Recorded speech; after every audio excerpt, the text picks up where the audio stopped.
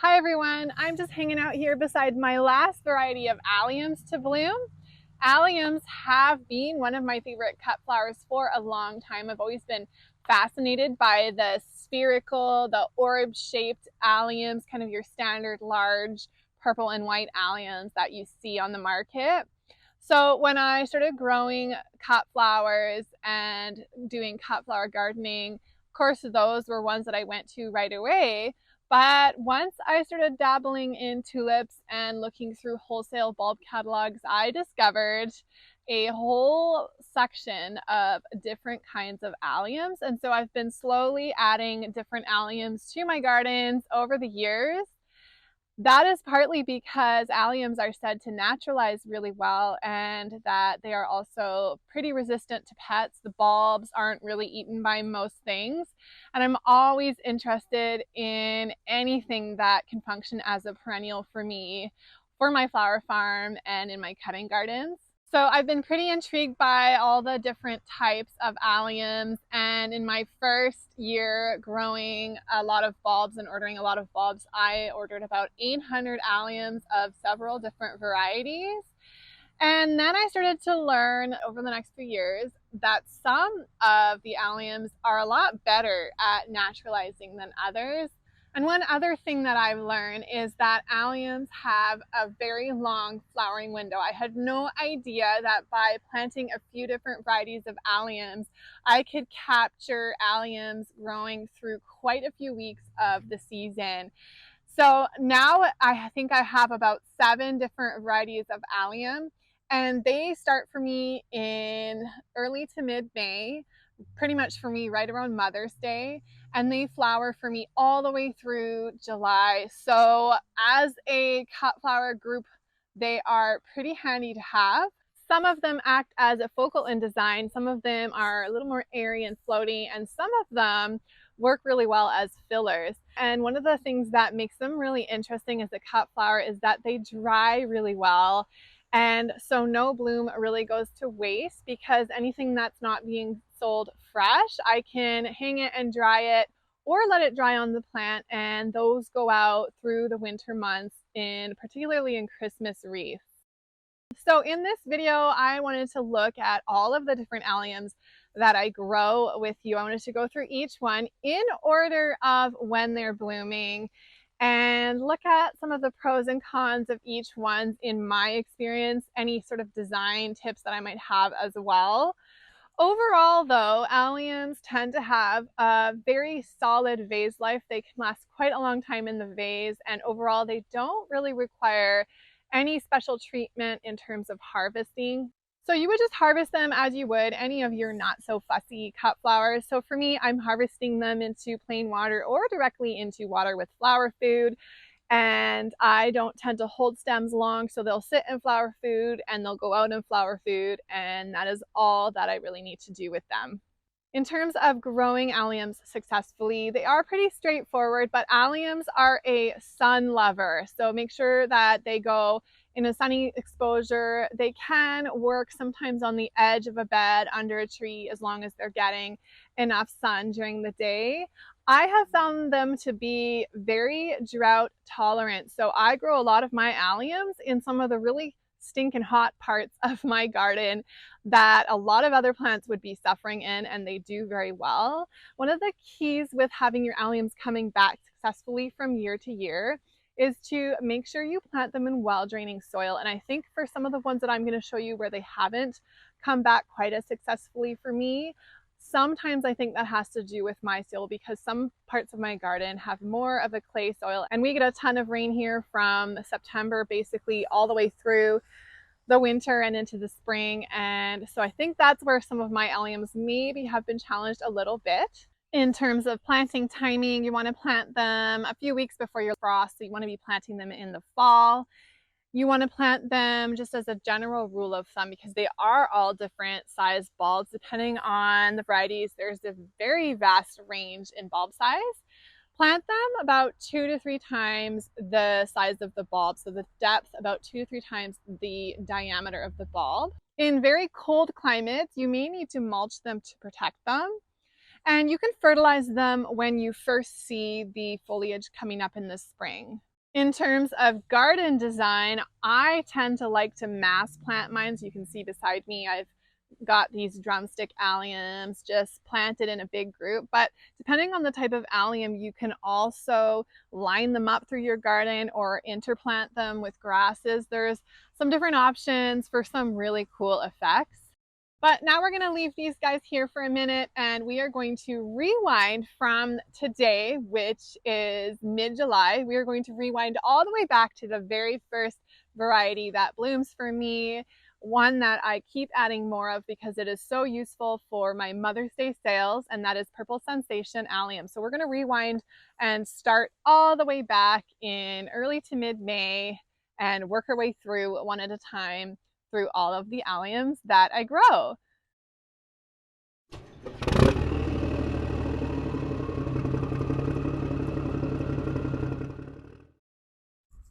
All right, hello. I'll have to sit back here behind my alliums because I can't get in there beside them.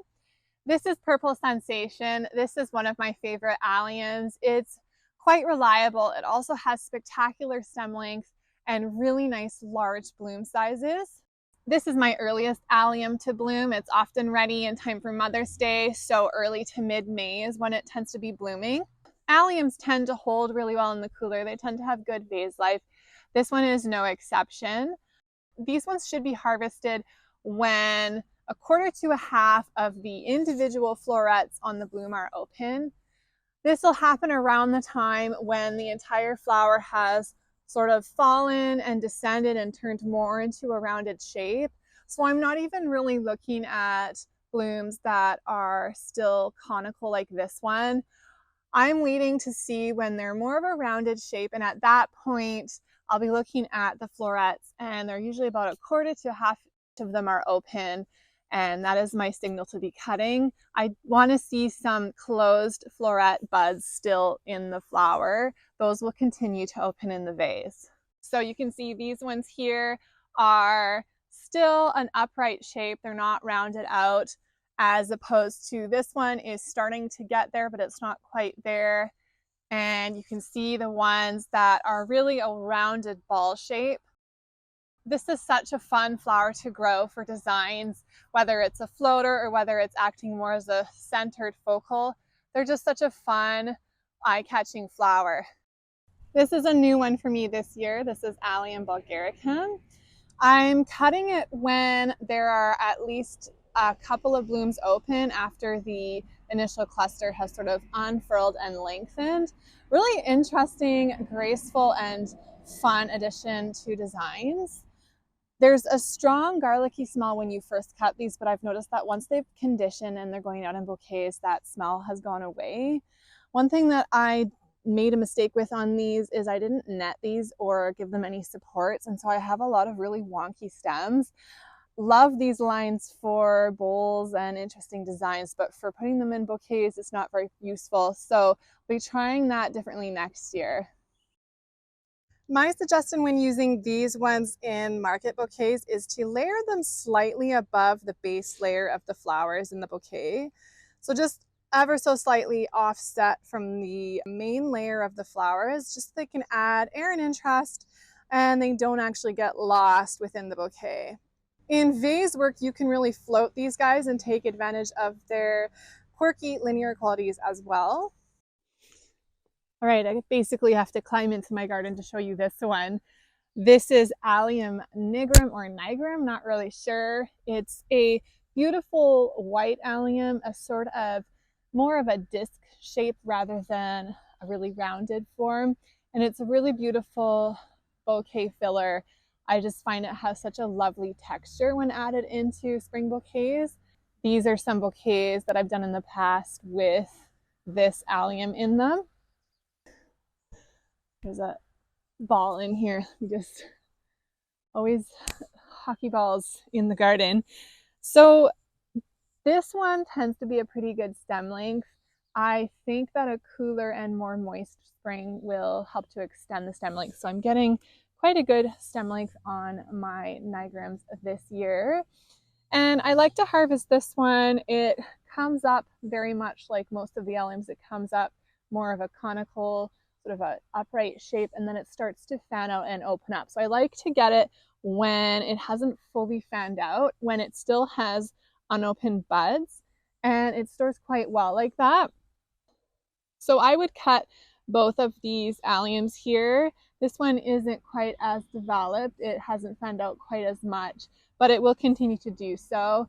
This one here is a really nice example of the bloom size that I expect with this allium. It's about 7 centimeters in diameter. This one here is about 6. It is running on the smaller side, but it also hasn't fully fanned out yet.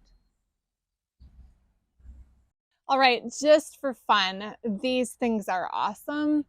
These are Allium schubertii. These I'm showing to you at the same time as the nigrum or nigrum, but just note that they're already quite mature in their bloom. They actually were earlier than the nigrum, but this is what they're looking like right now. I wish alliums didn't get so tired in the foliage, but that's all right. We still love them. So I'm only growing these for Steve, really. He just fell in love with these at a park that we went to once, and they are so expensive. The wholesale crate, just for sort of a perspective, a crate of allium bulbs that we're usually getting will have about 100 bulbs in it. And these ones are where we only get 15 bulbs in the whole crate. So they're just super pricey. So I can't really justify using these in market bouquets or anything like that. Also, they're short and they would be really, really wild in wreath work and things like that. So maybe I'll save them for something like that, but I can't actually justify growing these for the business. But they are so fun, and they're all different sizes and just a really cool fireworky kind of bloom shape to them. Also blooming around this time is one called Allium azureum. It is a cute little periwinkle allium, which is somewhat of an unusual color to be finding in cut flowers. So it's worth mentioning this one. You can see it floating here in the top of this design. So you can see it has a bit of a whimsical and airy or dainty quality to it. Pretty good stem length and nice strong straight stems as well. The color periwinkle is a combination of purple and blue, so there's a little bit of red being introduced into the blue, and so it's a warmer shade, and this particular allium is a soft periwinkle. Periwinkles combine really nicely in analogous palettes with purples and pinks. You can also combine them with a little more contrast by combining them with oranges and yellows. You can see in this bouquet as well, my placement on these alliums is to group them for a little bit more impact. So they are grouped and they are layered, which means they are at different heights in the bouquet, but they're in the same spot in the bouquet for a stronger impact. So I don't actually have any blooming to show you because I have not found that it has returned very well. So in the second or third year, I had seen a bit of a decrease in the blooming, and in the third or fourth year basically didn't get any back. So if you have any tips, please drop them in the comments if you have any tips on how to deal with these. But I did want to mention them. They are fairly inexpensive and perhaps worth growing as basically an annual or replenishing them every few years. I'll have to do a close-up of these so that you can see these. See, I'll just stick my face behind them maybe, but I don't know if you can see these. These are allium hair, the hair allium, and that's a really good description for them because they're very, very funky. These are really fun, a very, very nice textural addition to design work. If growing alliums for an impact, for a focal element, these won't do it, but they're very fun for that floaty factor or that air factor, or just to bring funk and interest into design, which I'm always interested in. They also have really, really good stem length, as you can see. And one of the things I like about them as well is they have naturalized very strongly for me. And compared to some of my other alliums that haven't done so as well, like the nigrum or the nigrum allium hasn't returned as strongly for me in my soil, these ones have done fine. And they also self-seed prolifically, it seems. I'm pretty sure that I deadheaded these quite well last year. However, I had tons of little baby alliums growing under these this year, and some of them are also starting to flower with little miniature versions of the hairdo as well. When I'm harvesting these, I'm waiting for the sort of initial sort of onion casing to go away. I'm waiting for those to pop open a little bit, and that is when I'm getting these guys. They seem to have a nice long vase life. They also store easily for me. I have really not found these to be very tricky at all. Highly recommend this one if you're into funky flowers. All right, we made it. Welcome back to July. So I'm right back here with my drumstick alliums, as I mentioned earlier. So these are a really great allium. I really don't have a lot of complaints. Naturalizing really well. Super good stem length, as you can see. Nice, strong stems, not too thick. And pretty good size on some of them as well. When these ones start to come up, they start out as a little green sort of a ball, and as they mature, they get bigger. And the color starts at the top. The purple starts at the top, almost like an ombre effect. As it matures, that purple will start to get even more. I'm happy to cut them at various stages, but when they're starting to look like this, and you can see sort of the fuzzy top on them because the individual florets are starting to open now, this is when they are past their prime for cutting. They are going to have a more faded look, and the vase life isn't going to be as great once the pollination has started. So I want to get them when they're still a nice, tight looking, really funky looking flower. Now, this one doesn't have as much of a focal impact as some of the larger alliums will have. So if you're designing with these, especially some of these smaller ones, something that is really helpful is to just group them. When I say grouping, what I mean is place them together, have one layered above the other, but in the same section in the bouquet. That will give them more of an impact, more of a focal impact. It will also help you avoid a kind of piecey, messy, or polka dotty look in your bouquets. This one also dries really well. It holds that purple color quite well. It sort of becomes more of a softer purple.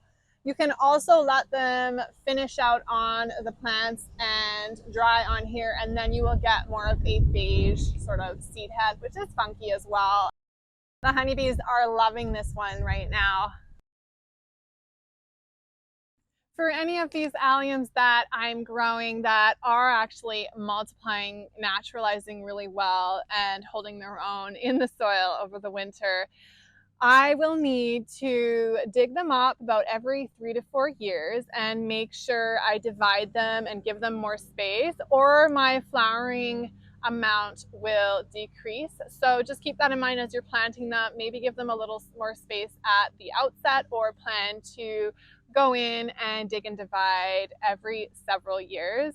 So that's all for now. I hope you found this video helpful. The one particular thing that sparked this video were so many questions that I've seen this year of people not knowing when to harvest their alliums at the right time. So hopefully this will give you a good go-to, and you can come back and double check as you go. If I add any more varieties, I'll definitely come back with another video, but that covers all the alliums that I have at the moment. Next time I see you, we'll be talking filler flowers. We'll be talking more about market bouquets and market bouquet methods.